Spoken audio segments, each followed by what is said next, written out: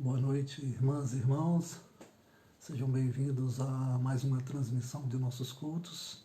Hoje o nosso culto de ressurreição ou de Páscoa.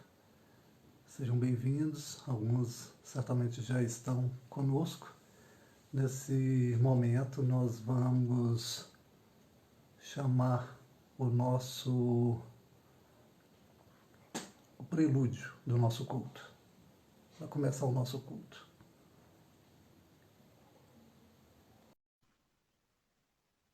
Estamos aguardando a entrada do pastor João Miguel, que fará o prelúdio do nosso culto. Que Deus abençoe a todos os irmãos e irmãs e vamos dar início agora ao nosso culto em nome de Jesus.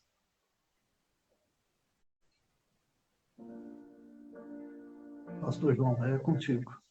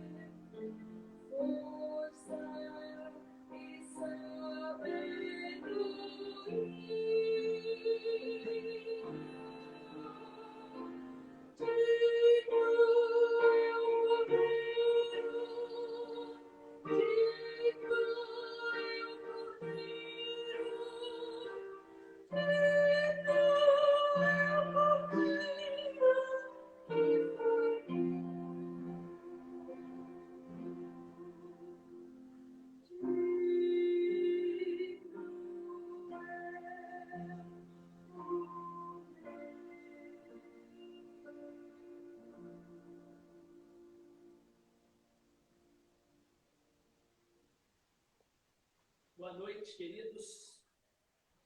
Feliz Páscoa a todos que estão ao alcance da nossa transmissão. Estamos no ar, mais uma vez, através do Instagram, para a realização de mais um culto da Igreja Batista do Salgado Filho, situada na Rua Maria da Fé 330, em Belo Horizonte. Hoje é um dia especial no mundo cristão, porque nós estamos comemorando a Páscoa de Jesus. Ou seja, estamos celebrando a ressurreição de Jesus Cristo, o nosso Salvador, que é o Cordeiro de Deus que tira o pecado do mundo, que foi imolado numa cruz, levando sobre si as nossas culpas, os nossos pecados, conforme bem descreve o profeta Isaías, lá no capítulo 53 do seu livro, a fim de nos resgatar da condenação do inferno. Jesus é, pois, o nosso Cordeiro Pascual, conforme escreve o apóstolo Paulo na sua primeira carta aos Coríntios, lá no capítulo 5, verso 7. Jesus, que foi morto, sepultado, mas ressuscitou ao terceiro dia dentre os mortos, tornando-se as primícias dos que dormem, e garantindo de uma vez para sempre a todos os que nele creem a vitória sobre a morte eterna. Aleluia. Nós vamos, nesse momento, cantar um dos nossos hinos, que se encontra no Inário para o Culto Cristão, o hino de número 499. Eu vou cantar aqui e você pode cantar aí na sua casa, no lugar onde você se encontra. E a letra é muito significativa. Cante, mas pensando na mensagem que esta letra transmite. O título diz: Ouvir contar a história de Cristo. Vamos cantar?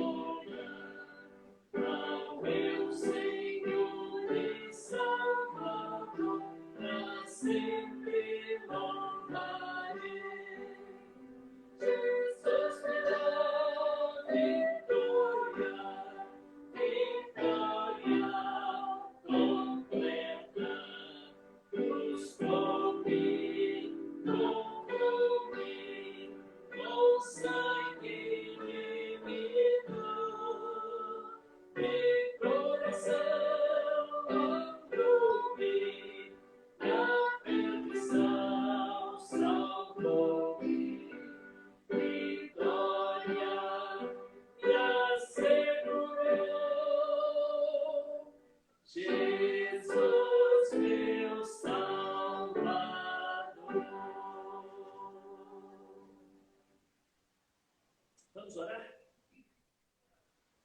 Senhor nosso Deus, Pai do nosso Senhor e Salvador Jesus Cristo, o Verbo eterno que se fez homem e veio morar entre nós.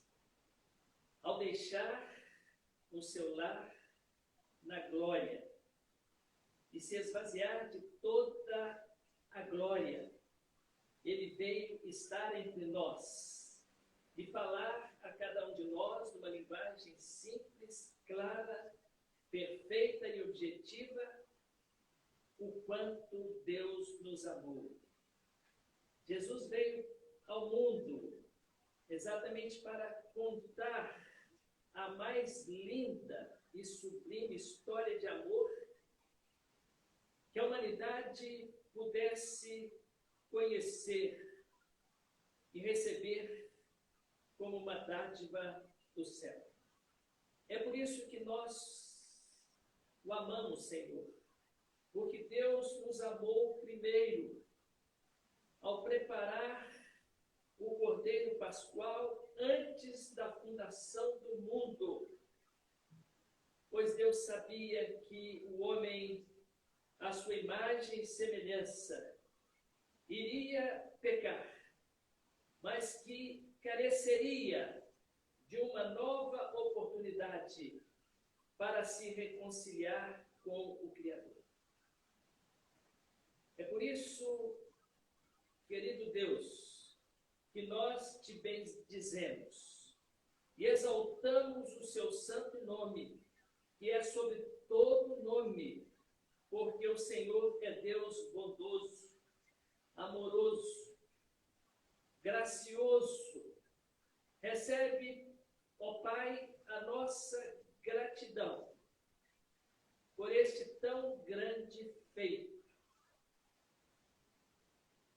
Nós oramos e te agradecemos por tudo, no precioso e doce nome do nosso Senhor e Salvador Jesus Cristo, o seu Filho amado, que morreu, mas está vivo pelos séculos dos séculos. Amém. Queridos, eu queria aproveitar essa oportunidade para dar um recado agora, mesmo sabendo que há pessoas assistindo o nosso culto em lugares diferentes, até mesmo fora da nossa cidade, mas eu queria dar uma palavrinha à igreja. Os trabalhos continuam. Estamos já na terceira semana de quarentena, ou seja, há 3 semanas que nós não nos encontramos ali no templo, onde geralmente olhamos no outro, o olho do outro, nos abraçamos, conversamos, trocamos ideias, compartilhamos experiências, o que é tão bom. Mas devido à situação que estamos vivendo no mundo de hoje, também no Brasil, na nossa cidade, e guardando as devidas proporções conforme orientação do Ministério da Saúde, então não estamos reunidos no templo, no espaço onde funcionamos como igreja do Senhor. Mas quero dizer apenas uma coisinha para os irmãos, é que o trabalho continua. Pela internet, pelas redes sociais, pelo telefone. E quero dizer aos irmãos que o trabalho batista no Brasil e no mundo continua, especialmente através das nossas juntas de missões nacionais, mundiais e estaduais. Eu queria apenas dizer para você uma coisa, que nós, a Junta de Missões Mundiais e nacionais, mantém pelo Brasil e em algumas partes do mundo um efetivo de quase 3.000 missionários. E eles recebem o sustento que vem da fidelidade, dos dízimos, das ofertas que geralmente cada crente deposita no altar do Senhor em sua igreja. E desse montante, geralmente, a igreja tira também uma parte, conhecida como plano cooperativo, e devolve à junta estadual. A junta recebe o plano cooperativo de um número expressivo de igrejas batistas do Estado, e desse total ela manda também uma parte para o trabalho batista no Brasil, ou seja, para a junta executiva da Convenção Batista Brasileira, que então desse montante recebido das igrejas através da fidelidade do povo de Deus, então ela devolve parte à junta de missões nacionais, junta de missões estaduais e mundiais, e juntamente com o PAN, ou seja, o plano missionário, que alguns irmãos doam espontaneamente, então ela dá àqueles que estão nos campos o sustento. Estamos passando, sim, por um momento, como todos bem sabem, difícil, e às vezes a não presença, o culto não presencial, às vezes dificulta algumas atividades da igreja. Mas a tesoureira me pediu que desse também uma palavra nesse sentido. E os irmãos que geralmente têm sustentado a igreja com a sua fidelidade, que o fizessem, continuasse fazendo isso. Talvez você diga, mas não posso sair de casa. Então faça a sua transferência do seu dízimo, quem sabe da sua oferta. Até uma oferta missionária pode ser dada também, é só depois dizer a tesoureira, e ela vai lançar no livro, no livro da tesouraria, e ela vai continuar mandando o plano cooperativo da igreja, que ajuda também no trabalho batista no mundo inteiro, especialmente no sustento aos missionários. Por isso faço um apelo aos irmãos que continuem fiéis como sempre foram, procurando alguma maneira de fazer com que o seu dízimo chegue até a igreja. Fazendo a transferência com aqueles que têm, que podem sair e têm saído para trabalhar e fazer outras atividades, podem, quem sabe, passar na igreja e deixar ali no gasofilácio o seu dízimo. Essas palavras, na verdade, são também da tesouraria da igreja. E nós estamos contando, sim, com a sua fidelidade.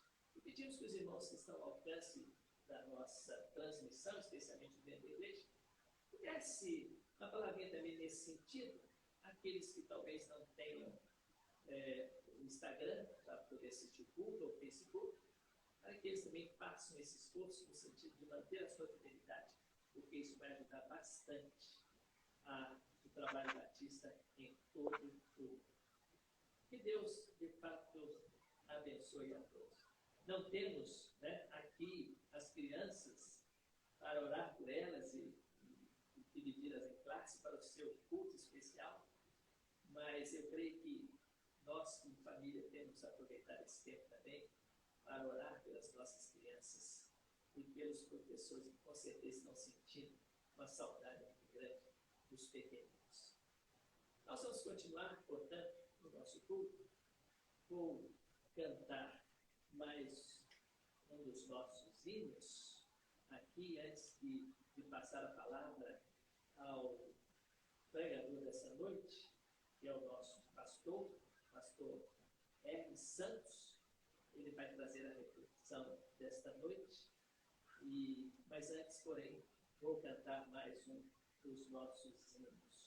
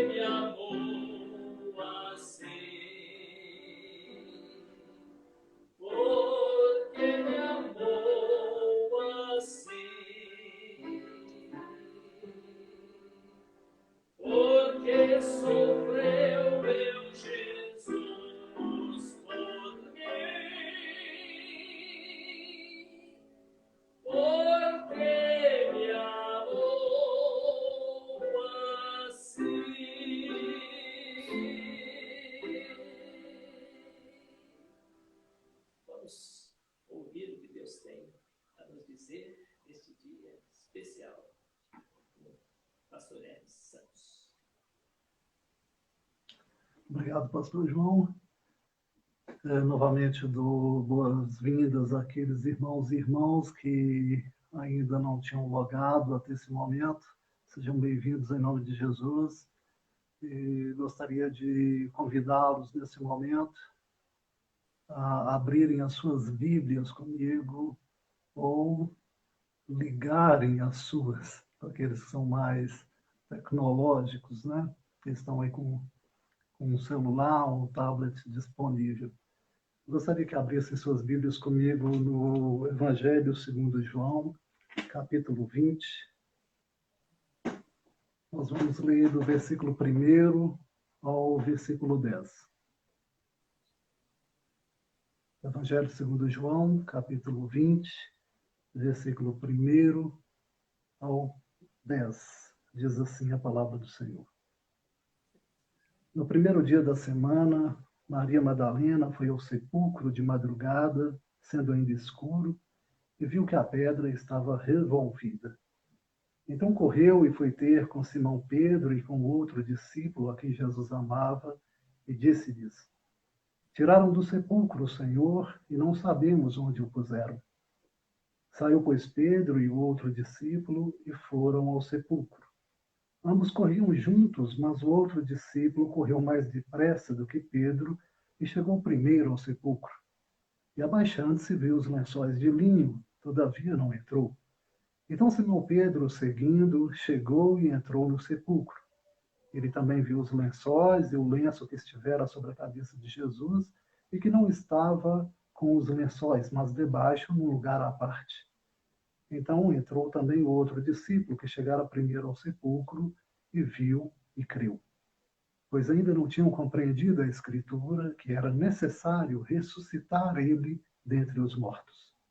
E voltaram os discípulos outra vez para casa. Que o Senhor Deus abençoe a sua palavra e abençoe também os nossos corações.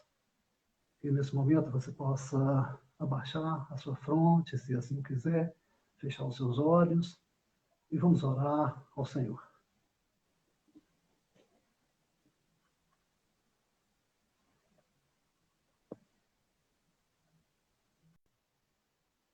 Senhor Deus, nós te damos graças por tua bondade e misericórdia sobre as nossas vidas.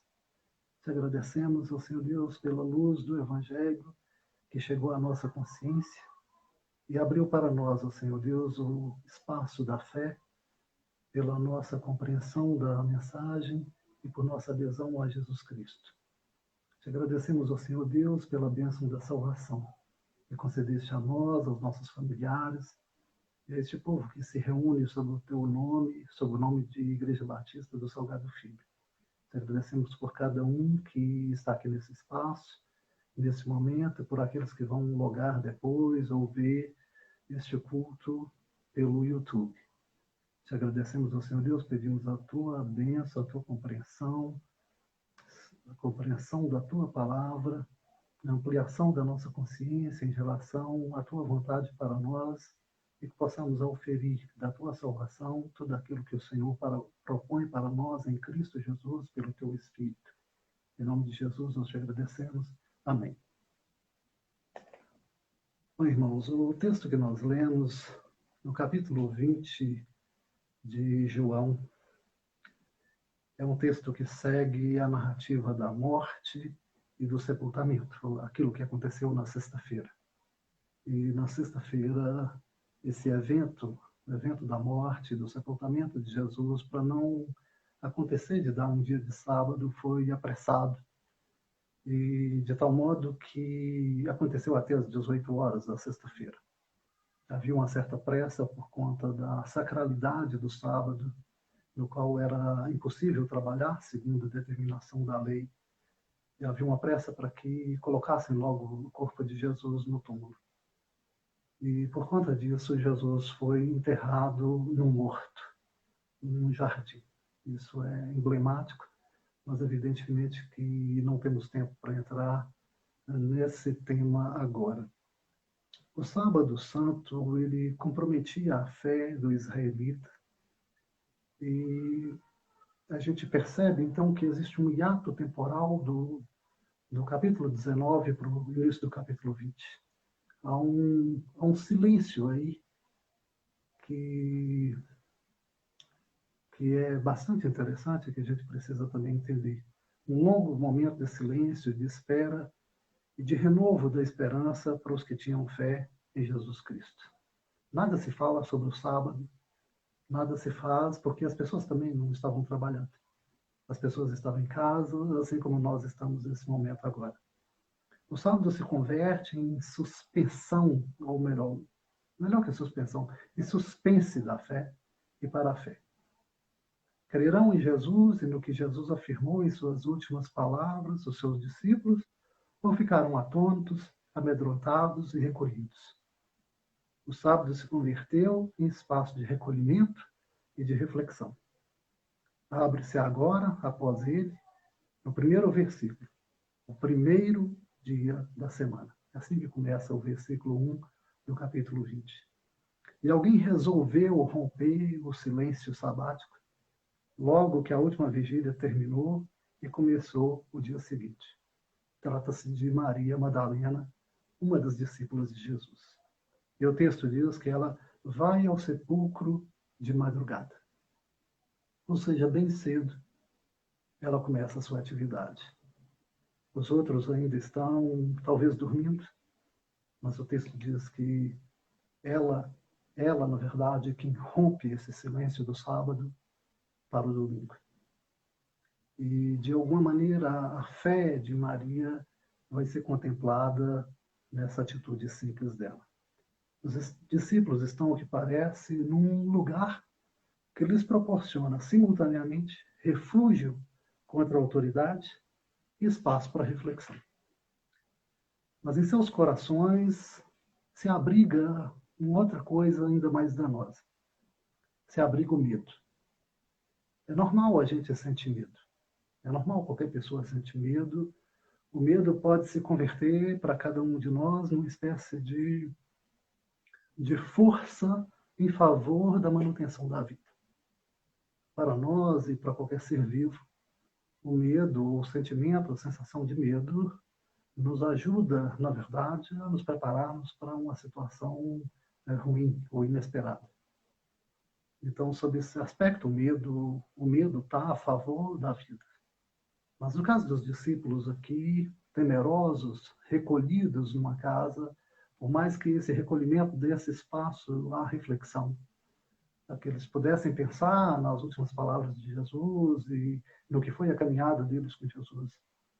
O medo é algo nocivo, porque o medo lhes impede a ação. Porque Maria vai ao túmulo cedo e eles não? Porque Maria Madalena não sente medo. Pelo menos não nesse momento. Ela pode estar aturdida, ela pode estar triste, mas ela não está temerosa. E é por isso que ela acorda, ela rompe a madrugada, ela inaugura o dia seguinte com uma atitude de coragem. Os discípulos, pelo contrário, eles estão no espaço, recolhidos, mas temerosos. O medo os imobilizou, os impediu de agir. Congelou suas possibilidades de ação como comunidade de fé.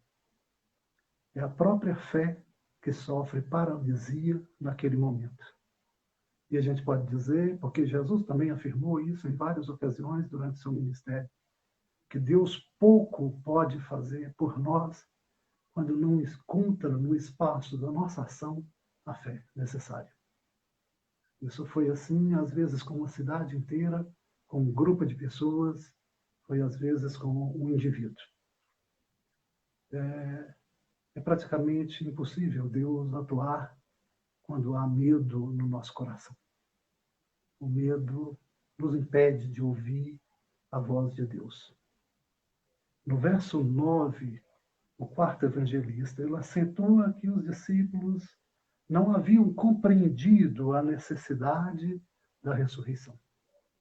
Na verdade, eles sequer haviam entendido por que o Messias morrera, pois era incompatível com a fé do judaísmo da época e com a perspectiva que eles ainda tinham acerca do Messias. Ainda que Jesus reiteradas vezes falasse sobre a necessidade de ele morrer, e sobretudo de morrer uma morte violenta.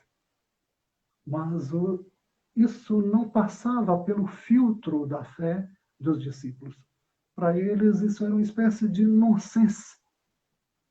Sobretudo porque, às vezes, Jesus falava em terceira pessoa. Jesus não dizia, eu tenho que morrer. Jesus se referia, na terceira pessoa, a um filho do homem. O filho do homem, a expressão em aramaico, o filho do homem, significa simplesmente um ser humano. Então, para eles, quando Jesus dizia que o filho do homem tinha que padecer muitas coisas dos homens e então morrer e depois ressuscitar, isso para eles não fazia muito sentido. E talvez se referisse a uma terceira pessoa e não ao seu mestre, não ao seu Senhor, não aquele a quem eles acompanhavam desde a Galileia até a Judéia e, por fim, até a sua morte. Então, não fazia parte do seu quadro de fé, né, assimilar a ideia de um Messias morto. E, por isso, também, eles não entendiam que o Messias precisava morrer, e muito menos entendia isso que João acaba de dizer agora, que a ressurreição dele era necessária. João não diz aqui que a sua morte era necessária, porque isso Jesus já dissera em outros momentos, mas ele diz que a ressurreição dele era necessária. Por quê? A ressurreição, sim, de Jesus era necessária como vindicação divina da missão e da vida inteira do Messias Jesus. O que isso quer dizer? A ressurreição é prova de que Deus aceitou toda a vida e toda a missão de Jesus sem reparos, sem correções a fazer. Nenhum de nós pode alegar diante de Deus que aquilo que nós fazemos é perfeito. Nenhum de nós pode dizer para Deus que não podemos melhorar em nada sob nenhum aspecto. Mas para o evangelista João, o quarto evangelista, quando ele diz que a ressurreição era necessária, o que ele está dizendo é que Deus não viu em toda a vida de Jesus, em toda a carreira de Jesus, ele não viu nada a reparar. Ele não viu nada a corrigir, a consertar. Tanto é assim que esse Messias ressuscitado, no segundo encontro com os discípulos e discípulas, lá no capítulo 20, do versículo 19 até o 23, ele, esse Messias, os põe no caminho da missão.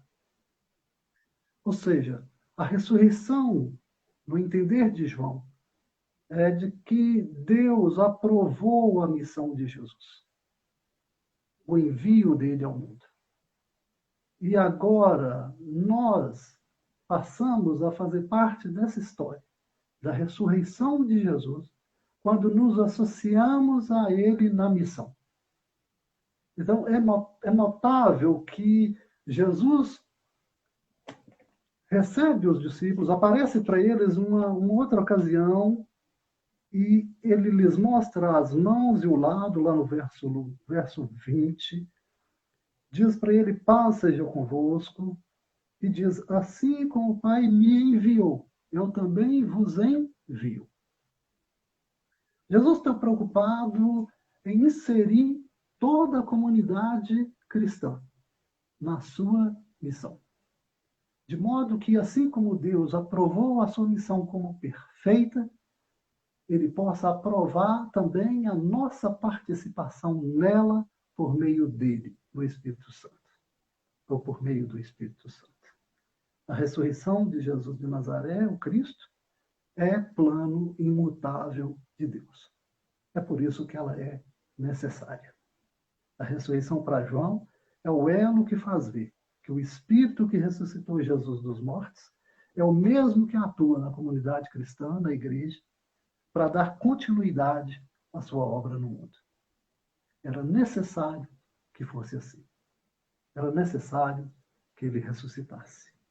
A comunidade do ressuscitado é a mesma que experimenta em seus corpos frágeis e mortais, ou seja, em cada um de nós, em mim, em você, no seu irmão ao lado, em qualquer pessoa cristã.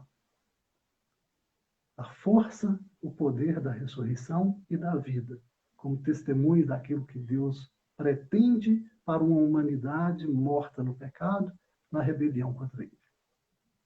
A consciência da ressurreição como projeto de Deus só pode acontecer plenamente quando o Espírito que ressuscitou Jesus atua em cada membro da comunidade e habilita esse membro, essa pessoa, capacita a ser testemunha da vida ressuscitada. Primeiro daquela de Jesus Cristo, nosso Senhor, e depois dos seus efeitos em nossa própria vida. Ou seja, a consciência da ressurreição nos advém quando nós entendemos que o Espírito Santo, que ressuscitou Jesus dos mortos, que animou o seu corpo dentre os mortos, e o elevou à presença de Deus, e o entronizou, esse mesmo Espírito atua nas nossas vidas frágeis. Atua no corpo nosso, em quem nós somos, na nossa presença no mundo, na nossa presença diante do outro. É Ele mesmo que realiza aquilo que em nós manifesta o reino de Deus e manifesta a vontade de Deus. Isso é obra da ressurreição. A ressurreição de Cristo, portanto, ela tem um significado que protende no tempo, que avança no tempo para alcançar os seguidores de Jesus em toda época e em todo lugar. A ressurreição é vitória sobre a morte. ênfase que Paulo deu na carta aos Romanos, talvez mais do que João, mas, sobretudo, o cumprimento da palavra de Jesus aos discípulos. A ressurreição é o que torna o que, de outra forma, seria considerado um fim trágico para o ministério de Jesus, em exaltação, em glorificação. O escândalo do Messias morto se converte em júbilo da fé no Cristo que conquista os poderes da morte. Ele vence, com efeito, a maldade dos homens, a humilhação e o temor da morte violenta dada a criminosos na cruz. Porém, eis o mais importante na perspectiva do evangelista. Ele empodera seu grupo, seu povo, um pequeno povo até então, com o Espírito para completar sua missão no mundo, de vivificar pela palavra. Veja que cada um de nós é portador da palavra de Deus. Cada um de nós é alcançado pela palavra de Deus e, ao mesmo tempo, é também portador dessa palavra, é comunicador da vontade divina aos outros. De vivificar pela palavra a realidade malsã, decadente e pecaminosa do mundo, convertendo-a em realidade focada, tocada pelo poder da ressurreição, lá onde alguém ouvir e dê assentimento à fé, ou assentimento de fé à boa nova. Ou seja, quando nós, portadores da palavra, e tocados pelo poder da ressurreição, atuamos no mundo, nós o fazemos para dar vida a este mundo, para transformar essa realidade decadente do mundo em uma realidade nova. Realidade transformada pelo poder de Deus. Isso nos faz lembrar daquela oração de Francisco de Assis, né? Onde houver tristeza, que eu leve alegria, onde houver ódio, que eu leve amor. Essa é a finalidade e esse é o poder da ressurreição que atua na vida do crente. Atua de tal modo que ele se torna parceiro de Deus no mundo. A realidade na qual ele atua, essa realidade de morte, de pecado, vai se convertendo aos poucos pela sua ação, no que lhe diz respeito particularmente, em realidade de vida, em odor de vida, em vez de odor de morte. Nós às vezes ficamos preocupados em fazer grandes coisas, mas nós fazemos grandes coisas na nossa fragilidade. Fazemos grandes coisas se nós acreditamos que o poder do Espírito Santo atua nas nossas vidas. Então, isso vai mudando a nossa realidade, com pequenos atos. Nenhum de nós precisa, na verdade, realizar grandes atos para que Deus atue. Mas Deus atua na vida de cada um de nós, na nossa fragilidade. E, ao fazer assim, nós nos tornamos parceiros da vida, parceiros do Espírito em produzir vida no mundo. Talvez a gente não entenda isso plenamente, mas o Espírito de vida nos ajuda a compreender que onde quer que e quem quer que se mostre eficaz a fé na ressurreição, a realidade humana, pessoal e também comunitária e social é transformada. Vida emerge onde só havia cheiro de morte, alegria brota onde só havia pranto. Ressurreição, irmãos e irmãs, é vida para a comunidade de fé, para cada pessoa crente, para cada um que tem fé na obra vivificadora do Espírito Santo, nos espaços de opressão, de antivida, gerados pela ganância, pela maldade, pela descrença de seres humanos emparceirados com a morte. Deus nos torna parceiros da vida e oxalá cada crente, cada pessoa crente, compreendesse essa nova dimensão e a vivesse como parte da realidade de Cristo. Cristo conhece cada um de nós. Ele conhece cada pessoa que faz parte da comunidade. Ele entende o nível de comprometimento que cada um de nós tem e também quanta compreensão nós temos da sua vontade. Na medida em que a nossa consciência se amplia no conhecimento da palavra de Deus e na medida em que permitimos que Deus atue em nossas vidas, nós começamos a viver a vida da ressurreição com maior responsabilidade, entendendo que aquilo que Deus fez em Cristo Jesus para vencer os poderes da morte na cruz e conquistando para a gente isso na ressurreição, que ele nos habilita, nos capacita a viver essa realidade em cada ação que nós fazemos segundo a sua vontade no mundo. Ninguém pode seguir projetos de morte, de exclusão, de antivida no mundo e alegar ser discípulo dele. Essa é uma outra realidade que a gente precisa entender. Se for o Espírito da vida que ressuscitou, que animou o corpo de Jesus e o ressuscitou para uma nova realidade, esse mesmo Espírito que atua na comunidade cristã, atua em mim, atua em você e atua em cada um de nós. Nenhum de nós pode se tornar, alegando ser cristão, alegando ser transformado pelo poder da ressurreição, seguir projeto de morte, de exclusão e de antivida.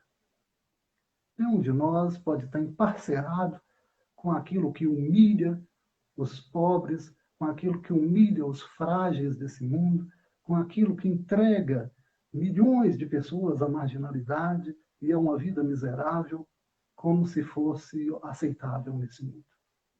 Cada um de nós que foi tocado pela obra do Espírito Santo, é a obra que gera nova vida, que regenera a criação de Deus.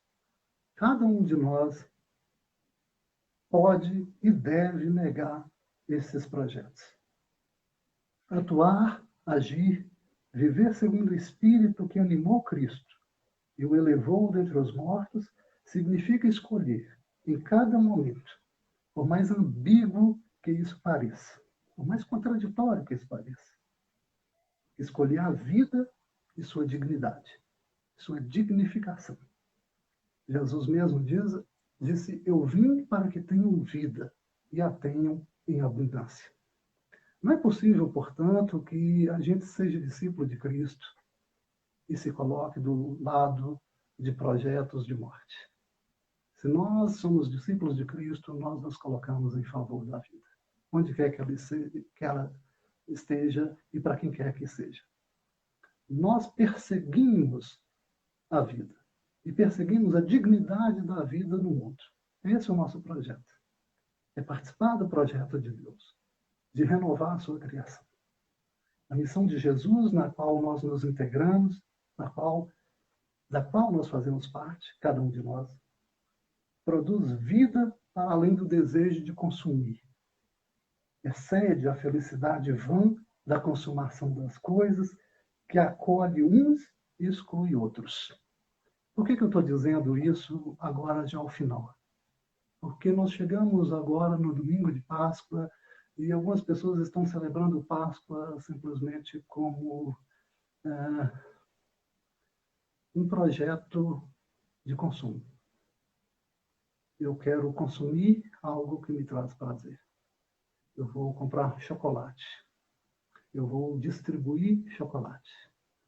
E a Páscoa do Senhor não tem nada a ver com isso. Jesus é a nossa Páscoa. Jesus é a nossa Páscoa e a nossa Páscoa tem a ver com o projeto de Deus de vida. O projeto de consumação e de consumo das coisas é um projeto do mercado e não tem nada a ver com o projeto de Deus.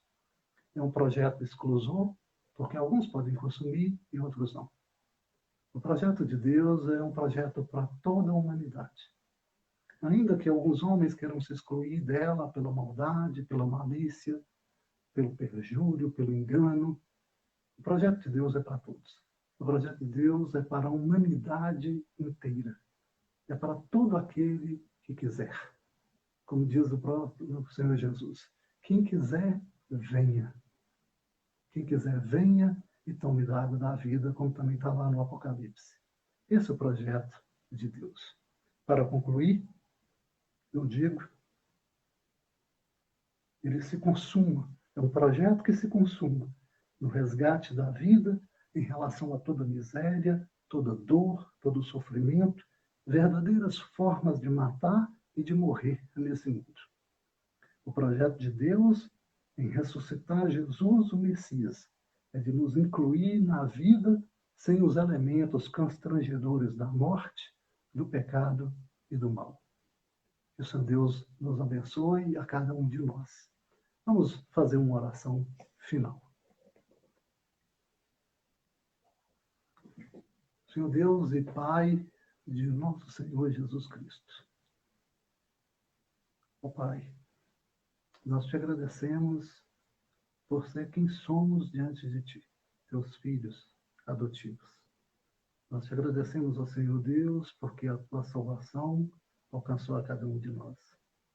Porque ela é de graça. Porque ela não exigiu nenhum mérito nosso. Te agradecemos, ó Senhor Deus, porque nos integra ao Teu projeto de redenção pela ressurreição do Teu Filho Jesus Cristo.